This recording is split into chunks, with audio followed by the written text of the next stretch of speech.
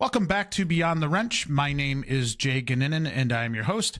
On today's show, we welcome Brent Kindred from the foundation of the Wisconsin Automobile and Truck Dealers Association. And as you'll hear in our conversation, Brent has a deep interest in fighting the skills gap we face in our industry and a lot of interesting thoughts on how to go about fixing it. Welcome to the show, Brent. How are you, my friend? Thank you, Jay. I'm doing very, very well. So what does this role and title that you have at the foundation mean? So you're the vice president, and I have the fortune of being able to see you at various events throughout Wisconsin over the course of any given year. But what all are you doing when you're out there? The work that we do at the foundation is it's pretty simple. It's that we work with schools, teachers, and industry every single day to try to get more technicians into the industry. So really, Jay, at the end of the day, is that we are really focused solely on workforce development.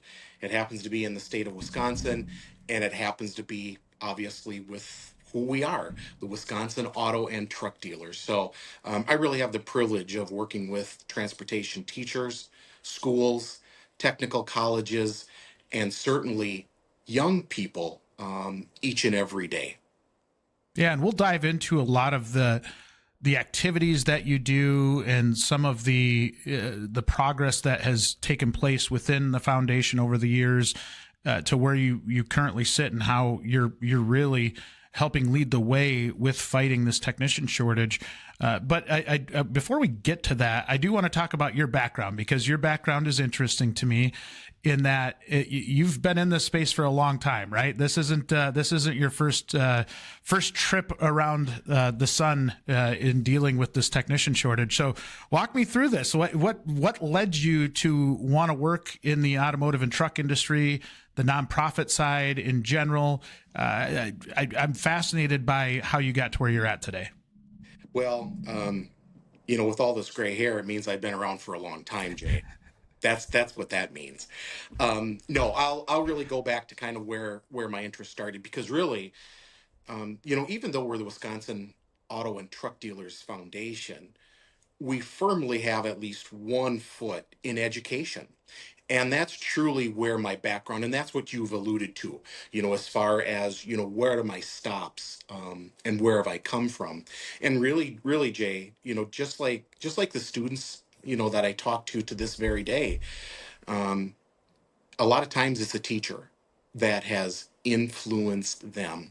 And I was really fortunate to have a couple of teachers back in my high school days that really, I really feel mentored me, kind of took me under their wing.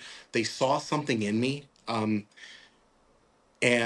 they really took time. And that's the reason why, I got into education. So, I've been a teacher, at the high school setting, department chair at the high school setting, and then the Wisconsin Department of Public Instruction came knocking.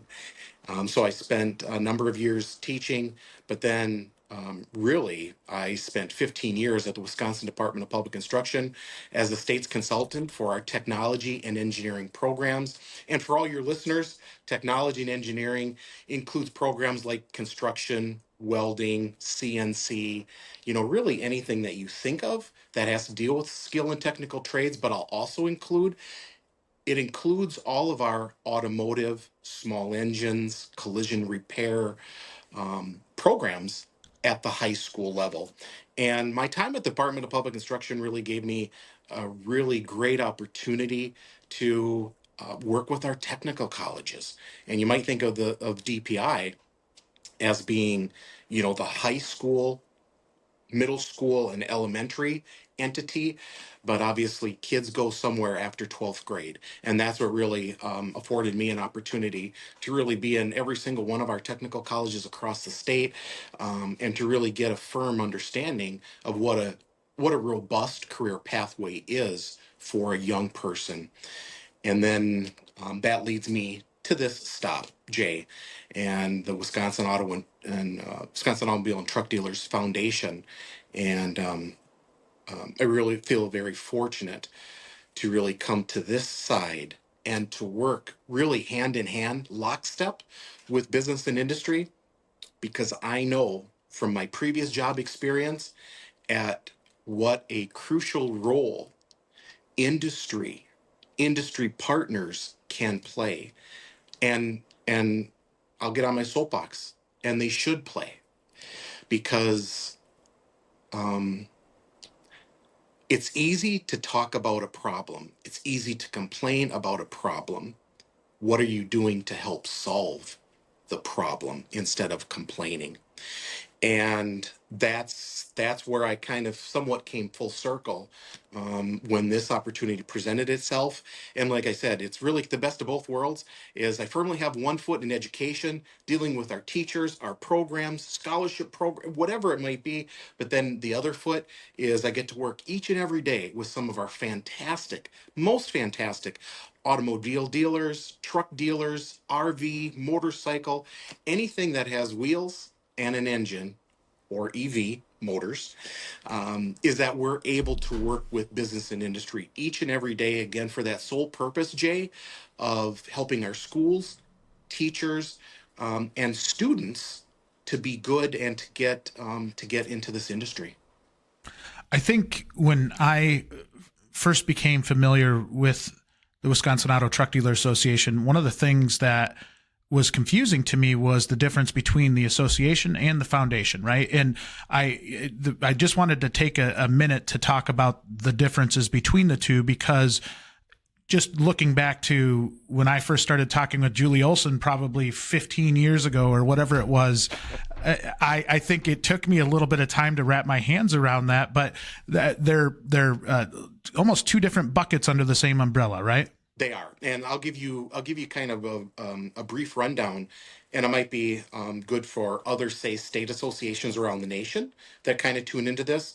Is the Wisconsin Automobile and Truck Dealers Association was founded in 1927. It is a 501c6, so it's a membership trade organization that represents all of the dealers in the state of Wisconsin. In 1992, the dealers then said, we have a real problem on trying to get more technicians into the industry. So they formed the 501c3, which is the foundation. The technical name, as you read it off, is the foundation for Wisconsin Automobile and Truck Dealers Association, or something we just call WATDA Foundation. And that is the 501c3 educational and charitable arm. And for over 30 years, we have focused really on one mission, is just helping our transportation programs, our teachers, and to get more young people into the industry. And I love that you clarified that. And I love that we were able to give Julie a shout out, because one of the things that I remember or recall about early days working with the foundation was that I was the technical chair for the diesel competition on the Wisconsin Skills USA competition. And it's a load of work to do that, right? And trying to organize everybody and trying to get everybody in line. And here comes Julie around and just offering a hand and basically just saying, whatever I can do to help you out, I'm here for you. And so I've always had a soft spot in my heart for what you guys do, because of how helpful that was in the early days of running that Skills USA side. And I think when I took that responsibility on, again, that's been a long time ago, but when you get into it, you get into it for the good of your heart and the good of the industry. And then you quickly find out this is a lot of work. This is a lot of meetings. This is a lot of trying to basically herd cats, right? You're trying to get everybody to this competition in a prepared manner, and it's a lot. So I always kind of go back to that and say, and think in my head, that was incredibly helpful. And in hindsight, it was just so helpful, because in a lot of ways, I had no idea what I was doing. But that's why we're here to help. And again, Jay, that piece, when you're talking about, running the diesel competition, that is the marriage between industry and education. It's the marriage between industry partners our dealerships coming together and working with teachers and educators, all for the one common purpose. The competition that you speak of, really is, it's the state championships for automotive, collision, and diesel. And make no mistake about it, Jay, that's the largest student competition annually in the state of Wisconsin. There is no other student competition that engages those high school kids, post-secondary kids, on a scale like that. And what a great opportunity for those young people, because then the gold medal winners get a chance to go to nationals and to compete against the other gold medal winners from across the nation. And what a big honor. And if I can again get on my soapbox, is this year our gold medal winner from Shawano High School in automotive went on to nationals in Atlanta in June and took gold medal at nationals in MLR. So, I mean, what a maintenance light repair. What a great opportunity for our schools, for our teachers, and for someone like you, Jay, as our industry partner, to say, you know what? I had a role in that young person. I had a role in their career pathway. I had a role at such a formative life or point in their life, that they could get that opportunity and take advantage of that opportunity. And the other nice thing about the Skills USA competition is that it really is a pyramid. And obviously, it starts at districts, regionals, state, nationals.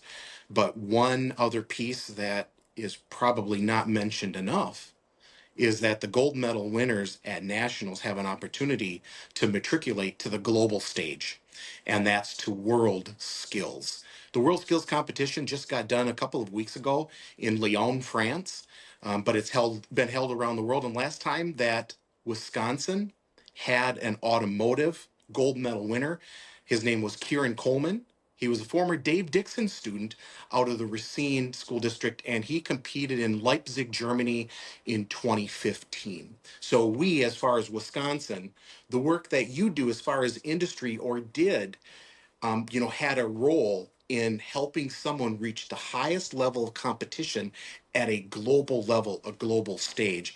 And again, to come full circle, thank you for what you did in helping those diesel competitors, because that's such an important role in what we as far as industry can play in a young person's life.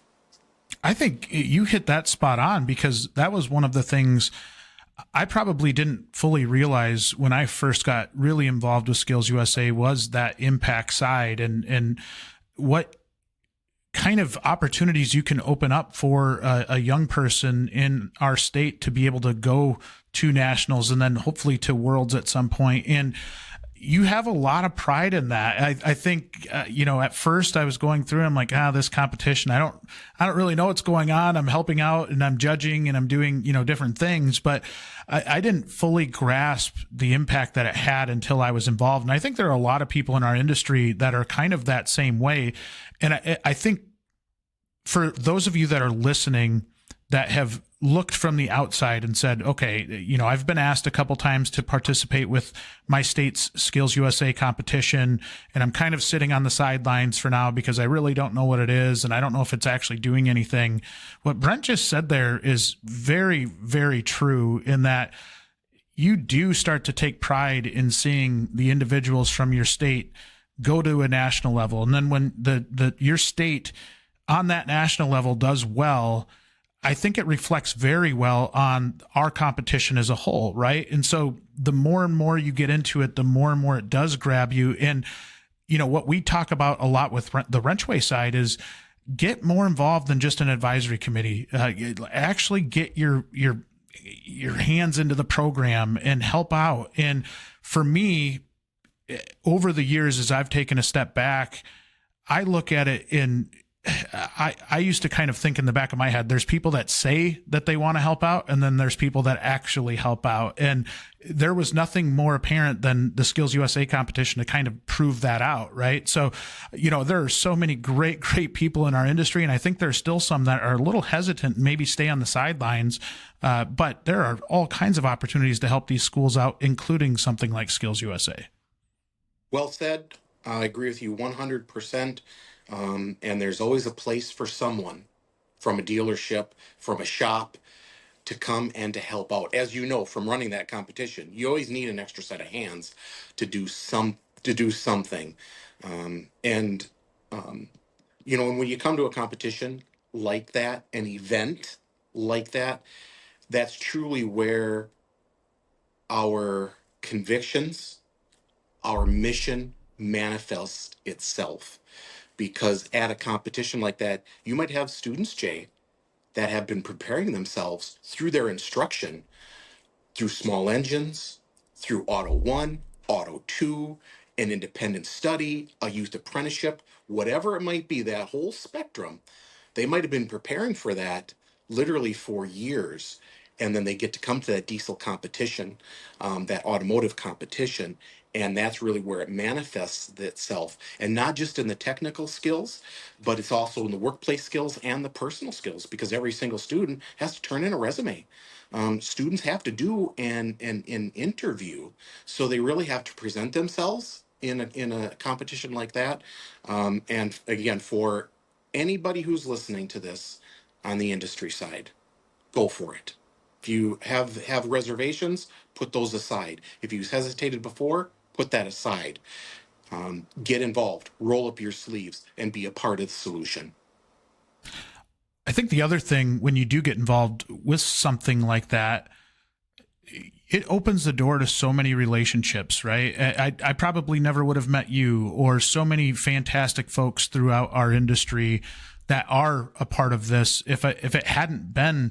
And I don't want to just point to Skills USA specifically, because I think when you talk about advisory committees at schools and you talk about just those relationships with the instructors in general, it goes so much deeper than just, I'm going to a meeting. I think you develop these relationships that last for several decades because it's the same, the right-minded people that are trying to help the industry out. And we have a shared passion for helping this out. And I think that may be one of the most rewarding pieces of getting involved is just the amount of relationships you get out of it that might not directly impact you personally to start with, but just have genuinely good friends based on it. I mean, it doesn't get much better than that. Exactly right, because you don't understand the like you said, the relationships or the tentacles that can be built, say from that one competition. And it doesn't have to be Skills USA, as you said. It could be other types of events,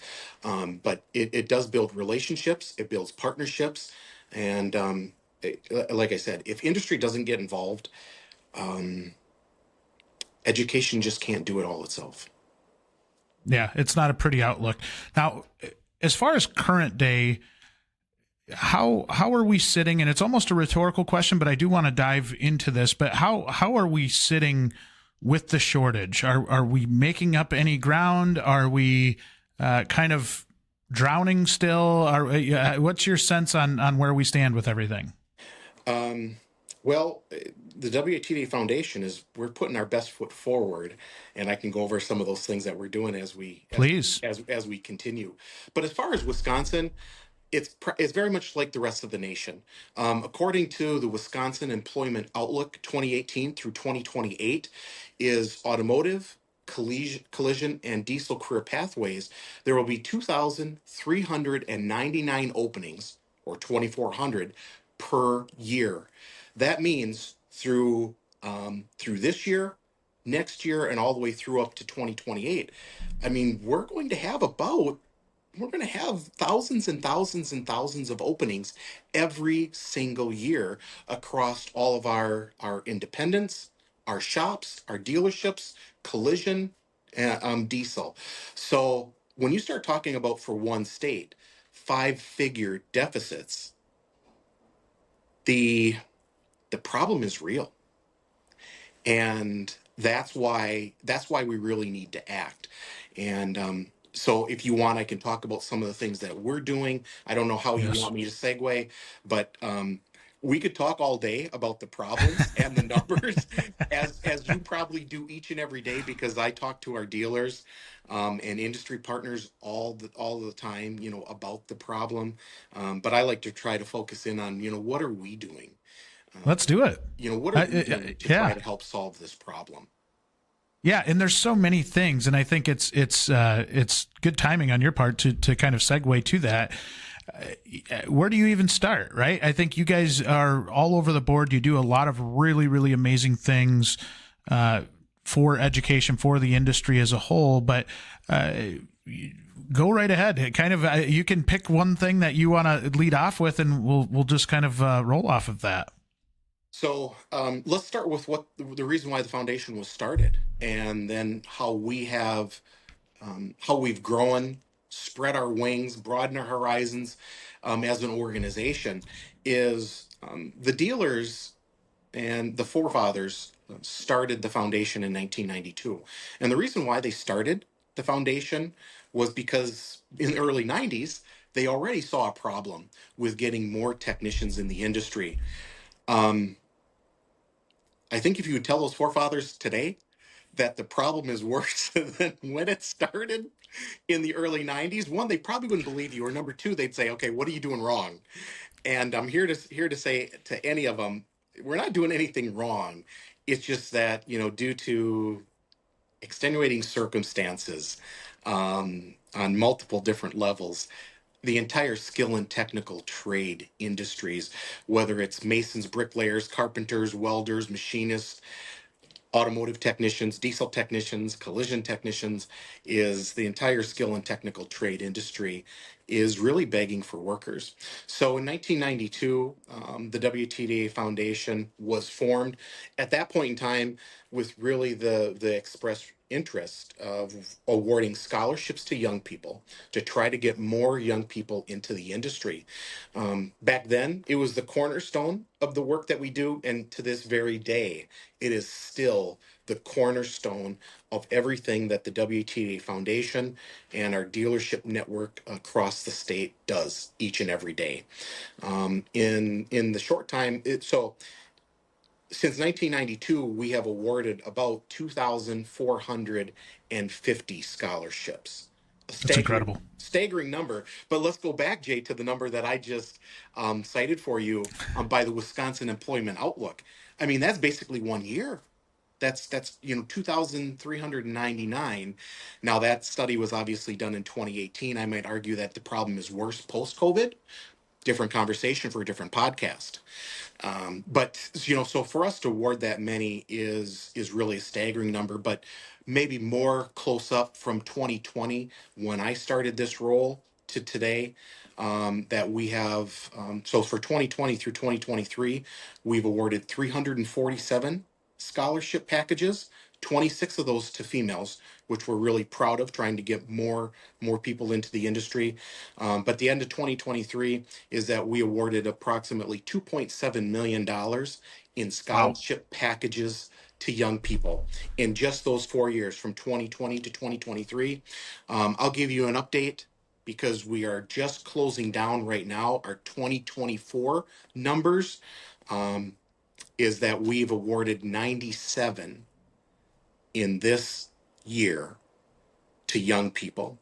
And that number is about 840, $850,000 in scholarship packages in money and tools to young people that are pursuing these noble career pathways.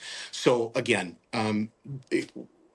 we are incredibly proud. Our dealers are incredibly proud of the work that we're doing in this particular sector to try to get more young people into the industry. And then some of the other things that we do, Jay, is that we're really proud to engage our young people through middle school summer camps. Is that we're engaging young people as young as 11 years old in Nitro X week-long summer camps. Something that in my time in education, I've seen our CTE, career and technical education offerings at the middle school level dwindle get replaced by other subject matters is that it's really great that we're able to offer week-long summer camps to help gauge these young kids in an experience and really fully immerse them in the transportation industry. They get to go to automotive dealership, a diesel dealership, and a collision center. Because if you think about it, a lot of times these young people have never made it past the waiting room with their mom and dad. We give them an opportunity to go and see what does a technician do. And honestly, they get an opportunity to see what happens on the finance end as well in some of these dealerships, on the sales end of some of these dealerships. So they really get an opportunity to see what happens in everything that happens at a dealership to make work. Now, selfishly, we focus on the technician part because that's just what we do, and we make sure we give them opportunities to actually have activities, in the automotive side, the diesel side, and then the collision side as well. The whole time, though, Jay, they're having fun with the remote control race cars. Oh my And goodness. Isn't that ever cool? If you haven't seen it, we'll try to get a link in the show notes for the program detail, but what a cool program. Please, I want to dive into this a little bit because we talk about trying to get younger people interested in our industry. I don't know that I've seen anything that has worked quite this well. You guys have done a phenomenal job with it. well, we and again, Minnesota is really the two states that are doing and have done it. I mean, we've been doing Nitro X since maybe 2017, Jay. So it's been a while now, but really the beauty behind it and what you highlight is we're fooling the kids. We're fooling them. We're putting a remote control car in front of them, which really is just a scale model of a race truck, of a race car, because it has suspensions, it has an engine, it has steering, it has all the pieces, albeit it is a remote control car, but it still has those systems that we want to educate young people on when they come to be an ASE master technician or along that journey. So again, it's a beautiful way to engage young people, but maybe a part that is almost as powerful. Guess who's bringing those kids each and every day to that summer camp? Their parents. So parents get an opportunity to hear from their kids, and we tell each one of our middle school locations, you know that you're successful when the kids are going home each and every day and they're talking their parents' ears off about the fun that they had and what they did and what they saw, because that's truly how we're engaging young people. And you know as well as I do, Jay, this industry, like a lot of skill and technical trades, has a stereotype. It's an unfair stereotype and it's a dated stereotype. But we get an opportunity to engage young people and their parents at the same time and show them these noble career pathways, that these are truly technicians and that are dealing with a vast array of electronics, problem solving, to get our vehicles back on the road, to fix them, for the vehicles to be safe, whatever the situation is that we're able to open up the minds to young people. At the same time, we're able to hopefully change the minds of parents, and they really sit back and they say to themselves, wow, my son or daughter is really enjoying this. And we do talk about pay, to try to help, the general public, understand that, these are family sustaining, middle wage jobs, to the middle class. And make no mistake about it, Jay, making it to the middle class is the American dream. And this industry is part of making young people successful. At the same time, is that we don't want anybody to be happy in their jobs. Is that these are fantastic and vibrant career pathways for young people. When you put money aside, is that they're rewarding, they're fulfilling, and they offer scalability. Is that a young person can ladder into a service manager, I mean, fixed ops, you name it, all the way across the board, is that it gives a young person just so many opportunities. So through the power of our middle school summer camps, we're changing lives and we're changing minds. I think so much of it comes down to the people involved with it too, right? And I've had conversations with the instructors that kind of that run it or really kind of keep the cars up and running, the RC cars. And I tell you what, they're just really, really good people, and they really do care about the kids, and they want to see the kids have a good time. So the folks at the Madison College automotive program specifically are awesome. They do such a really, really good job. And I think you could probably speak to that a little bit, but the impact that having really good teachers involved with this has on and on influencing these young people. So at all of our summer camps, the summer camps are run out of our technical colleges across the state, everywhere from northern Wisconsin to southern, east, west. Um, I think it's a great opportunity for our technical college instructors, but again, we'll go back to the industry partners as well. It's a great opportunity for our adults and certainly the technical college instructors. I think it's a breath of fresh air that they're getting an opportunity to work with young people that are so they just don't know what they don't know, and they just come with it. They come to each day of the summer camps with no biases, no preconceived notions, because they just don't know. But it's the opportunity for our technical college instructors to really see that they're making a difference in such a short amount of time. I mean, we're talking about a semester, we're talking about a year, we're talking about a week. And so you can really see the growth and you can see the confidence build in a young person. Remember, some of them are as young as 11 years old. They're little. They're little. I think it's a breath of fresh air. I think it's invigorating for our technical college instructors that they're able to make a difference in their own community because these kids come from the surrounding area of each one of our technical colleges, and at the same time they get to interact with parents. And then I'd be remiss if I didn't talk about race day, which is the last day. It's on the Friday, and that's where moms and dads and grandmas and grandpas and aunts and uncles and younger sisters and older brothers actually come, and the students get to race their cars on race day, like you saw at Madison College. But it happens at Waukesha County Technical College, Gateway, Southwest Technical College, Wausau. I mean, it happens at all of them. But such a great way to engage young people and to, like I said, for our technical college instructors, I think once they get immersed in it, they just are excited to see the learning and giving back to their community.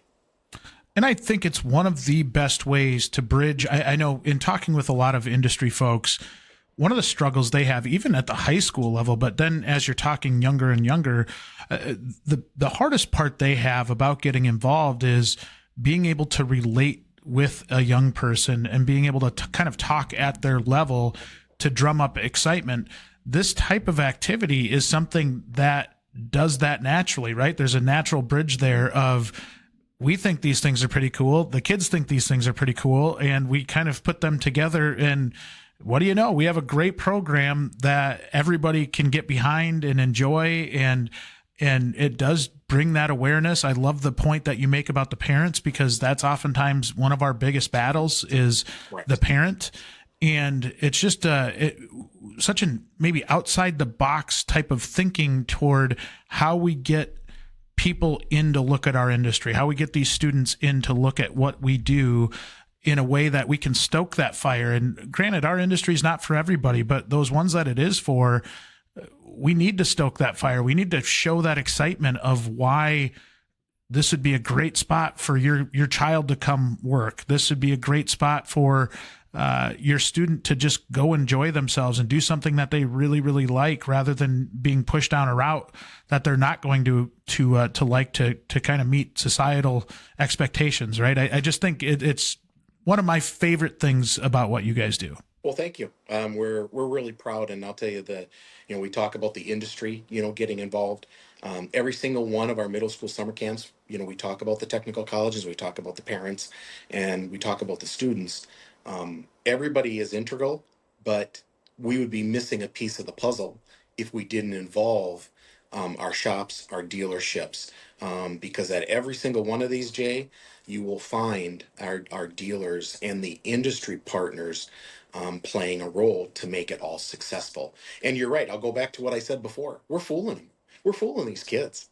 And I don't say that in a negative way, but we make it fun so that they're learning, and we make it fun and so that they go home and they talk to their parents about it, hopefully a lot each and every night, and we can help to dispel some of those old stereotypes. At the same time, we're opening up the eyes to young people. And Jay, you were talking about about education, sometimes maybe tracking into other career other careers or other career pathways is one of the things that's really powerful about that age level, about that middle school and 11 years old, is studies have found that by fifth grade, students aren't choosing careers, but by fifth grade, students are excluding careers. Interesting. So what we don't want is we don't want a young person just to, for whatever their experience is, observations, something that they see on TV, we don't want them to say or to cross off our industry as something that they're not going to get into. They might not be able to tell you, what they want to do and what fifth grader could, but they might not be able to tell you what they want to do once they graduate high school or technical college or whatever it might be. But there are kids that will start to say at, that fifth grade, sixth grade, seventh grade, they'll be able to say to you, I don't want to do this. I don't want to do that. So by having middle school summer camps and exposing middle school kids, young people, hopefully we are allowing them in their mind to keep the doors open to what you and I do, you and I talk about each and every day. Is your shop looking to fill open positions or grow your bench of candidates? Consider adding WrenchWay to your recruiting efforts.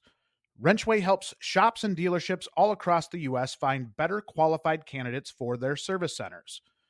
WrenchWay Top Shop memberships are only $150 per month and include unlimited job postings on the best job board in the industry, a guarantee of 10 qualified applicants, and the shops choose who is considered qualified, access to connect with and help over 650 high schools and post-secondary schools, and much more. Learn more about WrenchWay's Top Shop memberships by visiting WrenchWay.com and selecting the For Shops tab under the Solutions dropdown. Link is in the show notes. I want to kind of follow, and I know we started with scholarships, but I do want to kind of revisit that a little bit because there's what you're doing with the scholarship monies and what you're doing to try and really kind of, work that path from middle school to maybe when they're getting close to finishing up high school to being able to figure out what they want to do. A lot of times I think there are high schoolers that maybe don't think there are opportunities for them to get scholarships because maybe they're not at the top of their class. Maybe they're not one of those that are going the 4-year route. And, I think even for me coming up through high school, I just assumed that there wasn't any money for a student like me that was going to technical school. So, I'm interested to hear your take on this. And both my business partner, Mark, and I both have nonprofits that we work with just at a local level in our hometowns where part of each of our kind of charities, we offer scholarships to students going into the trades, not necessarily our trade, but the trades as a whole. And there are times, and there have been years where we didn't get one scholarship applicant. And it's so frustrating because you're like, if that one kid would have just done the paperwork, they would have gotten, a free $1,000 or a free $2,000. And I'm curious as to whether you see that maybe the general lack of awareness to the scholarships available, or really maybe the school counselors out there not providing adequate visibility to some of the stuff that you're doing. It was just my sense, and at a very, very small scale in our little hometowns, that there was some level of frustration of how do these students not see this or even feel compelled to go do the paperwork needed to get a scholarship? Jay, I think if you had the answer to that, I think you might be in a different line of work. But you're right. And we hear about all the time because of the sheer numbers that we get. And I'm not saying they're great numbers, but they're better than what you hear about some um, local nonprofits, local organizations where they can't, sometimes, like you said, they can't even get, one applicant, and they want to help a young person. I would like to think that the WTDA Foundation has built up a well-known legacy about the work that we do. And Jay, we promote it hard. I mean, we really, really do. We've got a transportation career showcase event coming up on October 2nd at Sun Prairie High School, where we're going to bus in. We'll have 11 to 1,200 kids, at this, and we're going to bus in from area school districts. And we'll be promoting it there. We promote it via social media. We promote our scholarship programs with all of our teachers. We promote our scholarship program at our teacher professional development events at the WTEA Spring Conference and at their summer training. So we work diligently at promoting it. We get about 300 or so applicants each and every year. And as you know, we've distilled that down to about 97-ish, that we'll be awarding scholarships to. So I wish I knew, what it was that maybe triggered a young person to say, I'm going to do this.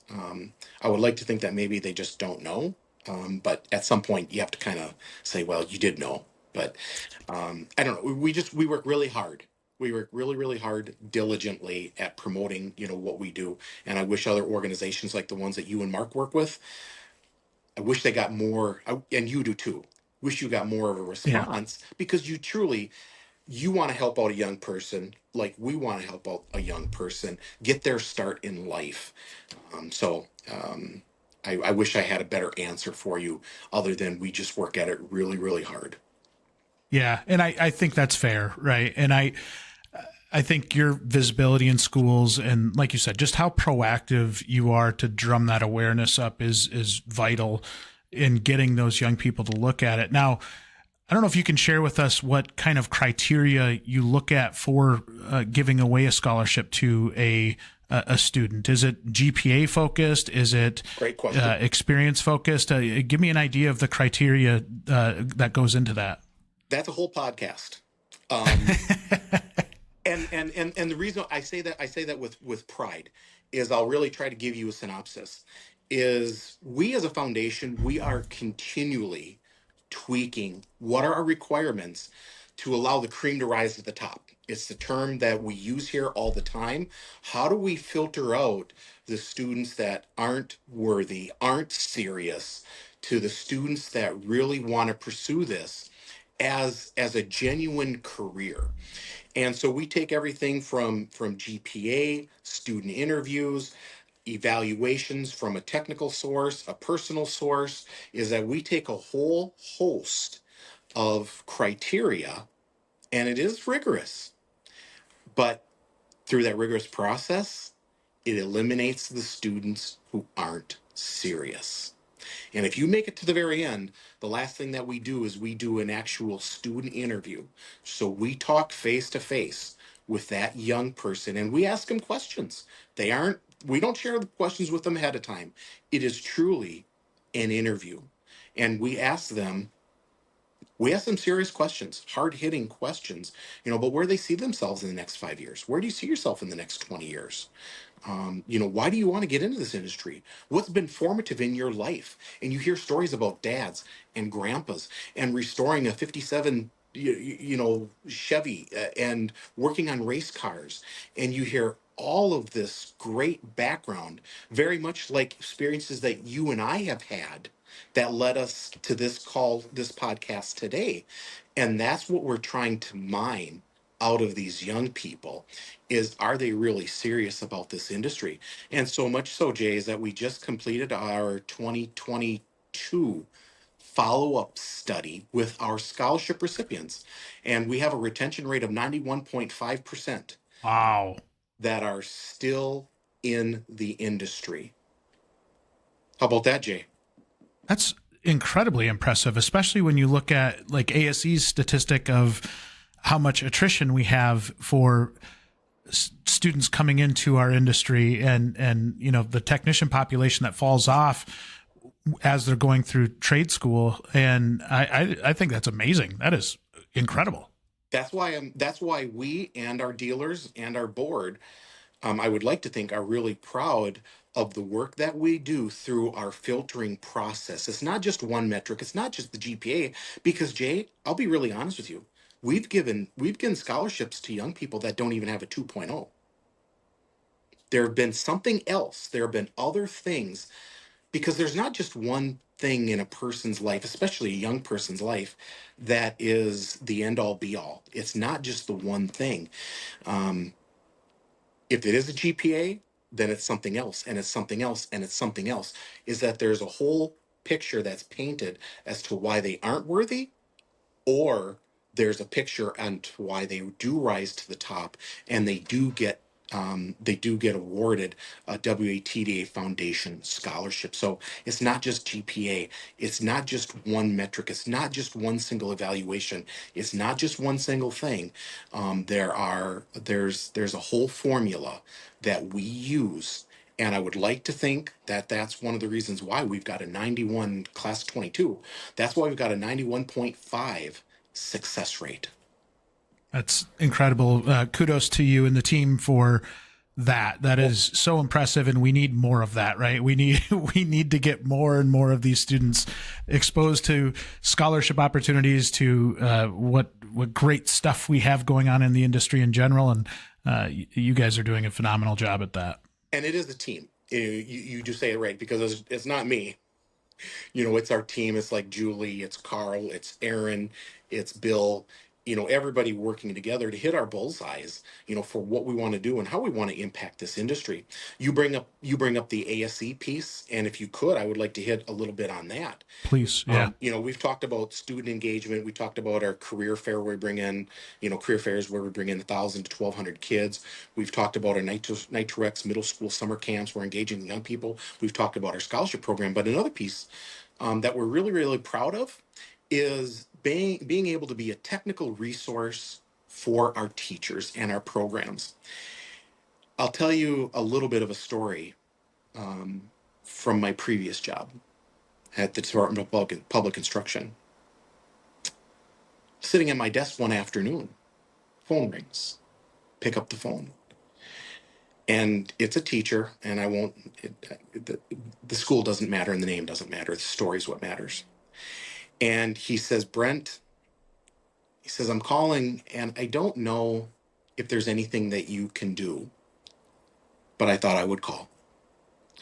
He said, next week, Tuesday, it's on the school board agenda to shut down the tech ed department.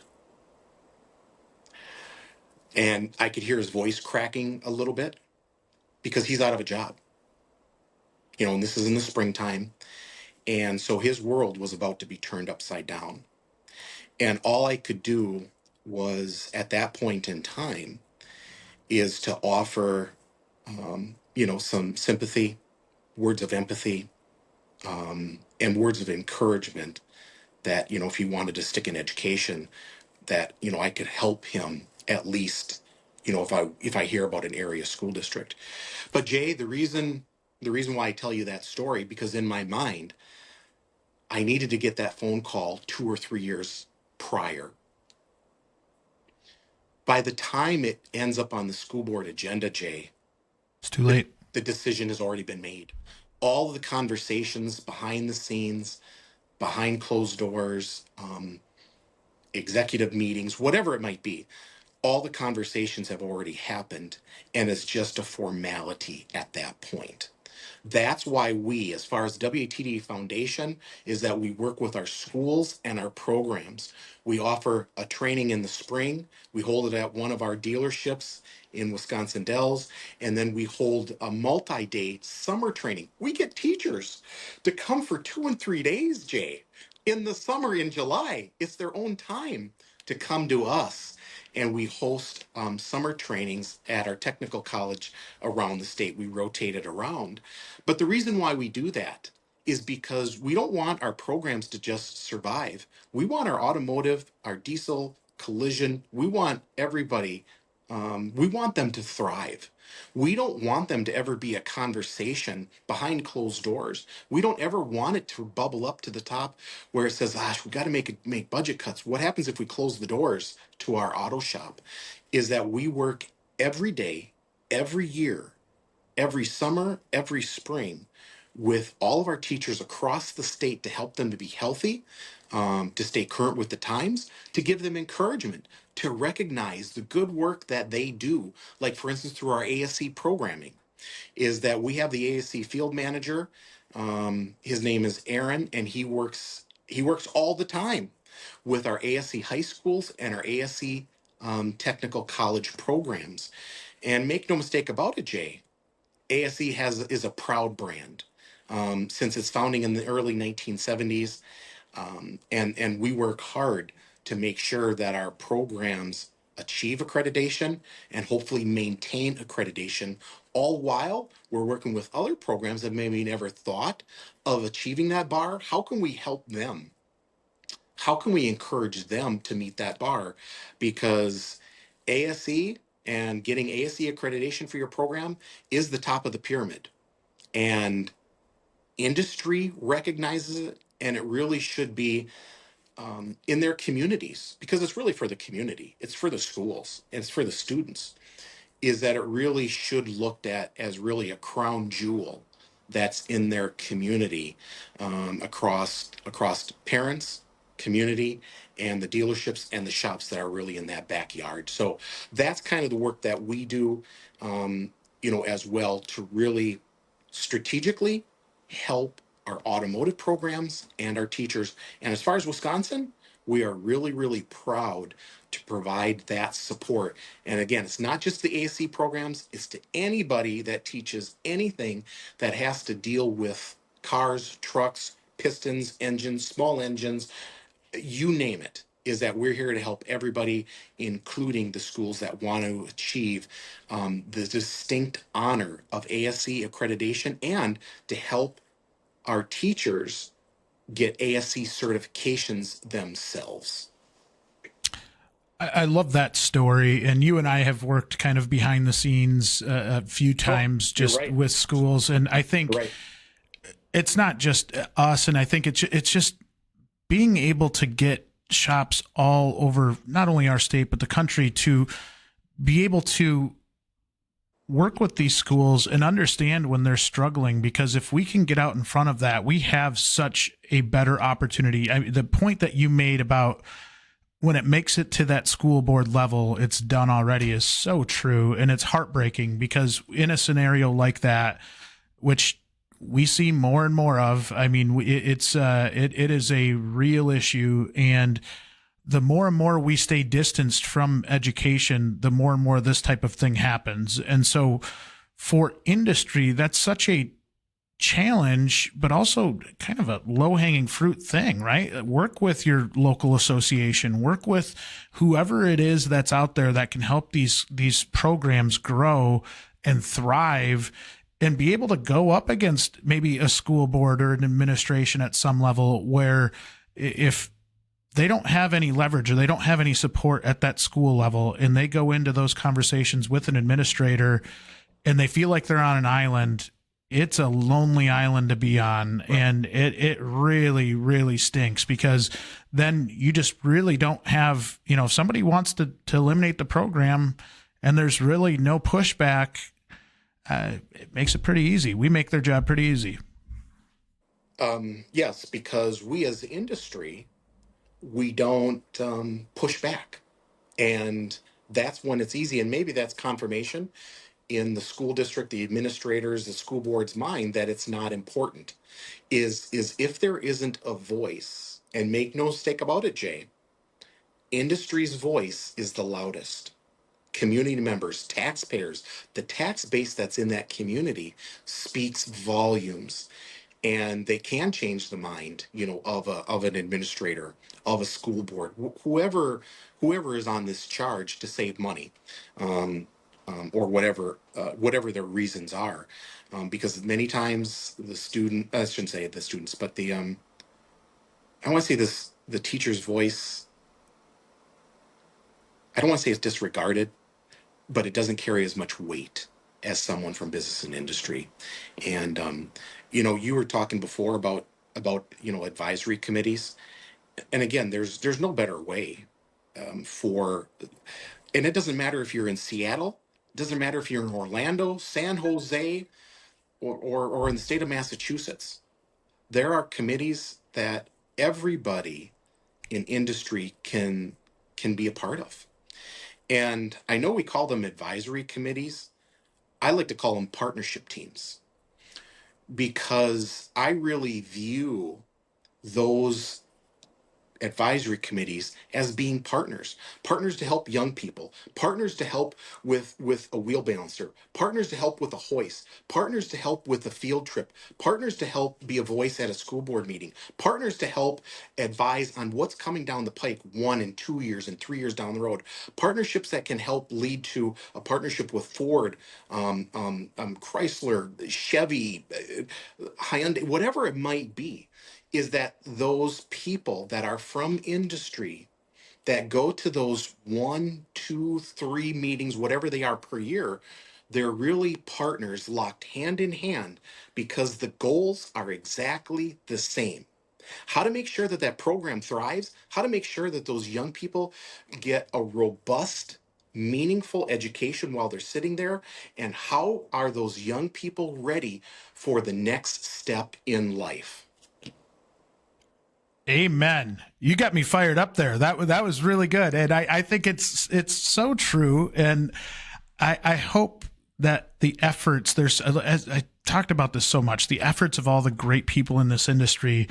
I'm confident we can get ahead of this, but we have to be intentional about it, and we have to use resources like the Wisconsin Auto Truck Dealer Association, like ASE, like any organization that's out there trying to help. You can use those resources. You can get pointed in the right direction of where you need to be. But at its core, we have to be involved with education. We have to better support these folks. Otherwise, we're just going to keep trying to swim upstream, and it's a heavy swim. So I do genuinely appreciate everything that you guys do. And as we're kind of coming to a conclusion here with the podcast, I have been I've been an admirer of everything that you guys do, because you do a lot of great things for the state of Wisconsin, for these schools, for industry, and it's been a pleasure over the last however many years to follow along, and just always happy to call you guys friends, because I just love everything that you guys do. Well, Jay, we need more people like you that is a champion for the industry. And at a time when nobody will argue with what a great need there is for more people in this industry, is it takes bold moves. And there's something else I want to highlight as being a bold move before we close for Yes, this please. podcast. And it's something that you mentioned earlier, and I didn't want to miss it. Was you're talking about our Ford donation. That's so cool. Yes. So I didn't want to leave before we got a chance to talk about that, because you mentioned it earlier. Um, we talk about a time right now with such a critical need for just people to be in the industry. I really want to commend Ford and the Wisconsin Ford dealers for helping to put together a $1 million donation for a state association. I mean, I can't tell you how big that is for a 7-figure donation to a state entity.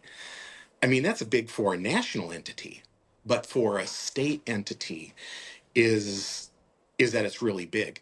And the reason why I want to tip my hat to all the Ford dealers, in Wisconsin, for helping to push that and to make that happen, because at a time when we really need to have bold actions, that's a bold move. That's a bold move. That is really sticking your stake in the ground and saying, we are going to do this and we are going to move forward because we want to get more young people in this industry. That is what you were just saying just a minute ago about business and industry, about state associations, and we're talking about dealerships. We're talking about a brand as iconic as the Ford Blue Oval that is helping to put this together. Because everything that you said, Jay, it's about leveraging partnerships and it's about magnifying your efforts. Could we all work in our own silo? Absolutely, we could. It doesn't serve us. It doesn't serve us well. We could do it. But once we start to bring in these entities and these state associations and the dealerships and the shops and we bring in Jay and we help to magnify all this, wow, holy smokes, look at the work that we can do.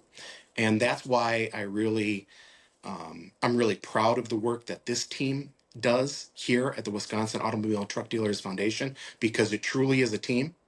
I'm proud of all of our dealers across the state, because without them, we wouldn't have the success that we have. And Jay, thank you for everything that you have done, for the diesel competition for Skills USA, for the advisory committees that you sit on, for the voice that you give this industry. You are much appreciated, and thank you for everything that you do.